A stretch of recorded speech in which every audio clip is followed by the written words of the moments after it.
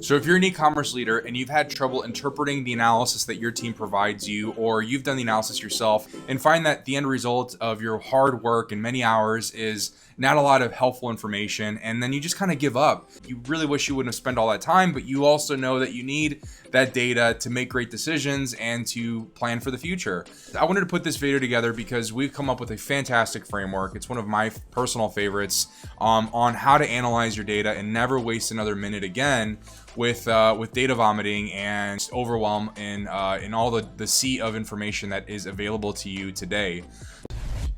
Let's go ahead and jump into it. If you don't know already, I'm Alex, CEO of PenPath, and we're an e-commerce platform that automates the analysis process. We've worked with over $9 billion in ad spend and helped our customers increase profitability with the help of their data. The 5-step framework we've put together today allows you to grade every single analysis you'll have going forward through this lens. And I think after this video, you're gonna no longer, again, waste any time on analysis. So let's go ahead and jump into the first one. So let's talk a little bit about actionable. So after you look at any piece of information, there should always be something that you do.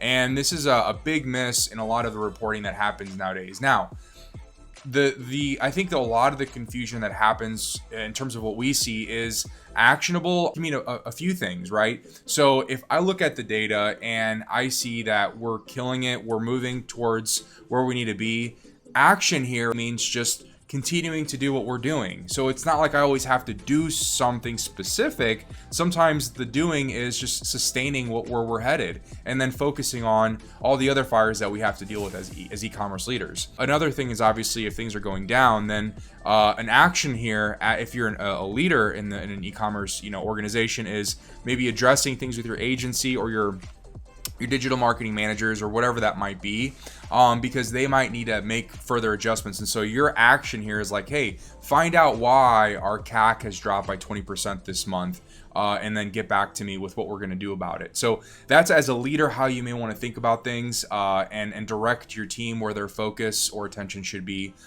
If maybe your higher up KPIs are not looking too hot. So that's the first one in our framework, actionable. The second one, and again, these are not in any particular order, is relevance.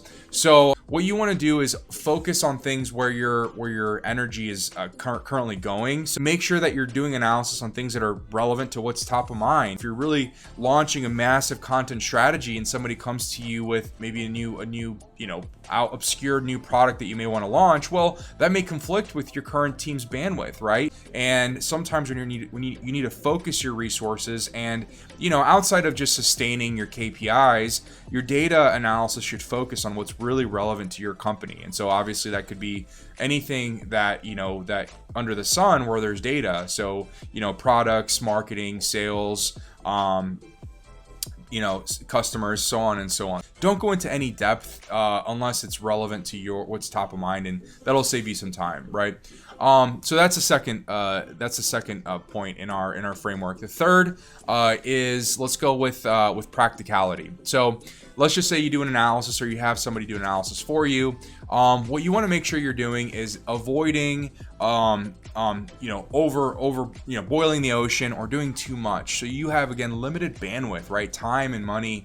And what I want you to make sure you're not doing is, getting unreasonable expectations that are not practical to get to your KPI targets. So for example, what if somebody came to you and said, oh, if you hire 2 or 3 more agencies, we can get to that target. If we 5x what we're spending, well, that's too much risk, right? How do I build something up so that it's practical for me to execute and really I guess manage our risk levels, right? And so practical in terms of what you have the ability to do at your stage and at your size is really key to a successful analysis. You can't do any valuable analysis without practical understanding of the business, where they're at, what's top of mind. And so, just always make sure things are practical. And that's a great way to know that you're on your way to success with your analysis workflow and interpretations. So practical is number 3. The fourth one I want to talk about is high impact. If I came to you and I'm like, hey, if you're an e-commerce leader, I got an analysis that I did for you, and looking over things here, I can help you increase sales by $20. How does that sound? you'll be looking at me laughing because that's not really moving the needle. And so anytime you do an analysis, you have to think about, okay, as we go down this rabbit hole on how we're going to scale the company, is this going to be an analysis that's going to actually move the needle or not, right? And how much is it going to move the needle by? If you can get to that level, even better. So if you're more curious about that, look up some of our content and workshops around incremental revenue. So anyways, high impact is key there. And high impact doesn't always have to mean revenue. It could also mean savings. It could also mean efficiencies. So high impact can be whatever you determine high value, right, in terms of your organization and where you are. So high impact is the next one. And the last one is novel. So, we learned this the hard way. We would do all these analysis and spend so much time, and then you come out with some conclusion, and, a lot of times it can fall flat because you'll get a reaction of, oh, well, we already knew that. That's pretty obvious to us. And you're just like, oh no, you're kind of bummed out. And so you have to make sure it's novel, and you have to make sure it's sometimes anomalies, sometimes, the measuring what may be obvious is actually still super important. For example, let's just say you have a top selling product, and then you say, well, it's obvious that this is your top selling product, but did you know that it's growing 50% faster in sales than it was last month? Like, clearly this is, maybe happening because of these other reasons. And we'll get into how to break things down in more detail in future tutorials. But that's really important to understand, is that, hey, this is something that's, obvious and maybe at the surface level, but novel in terms of the causation or in terms of the rate of change.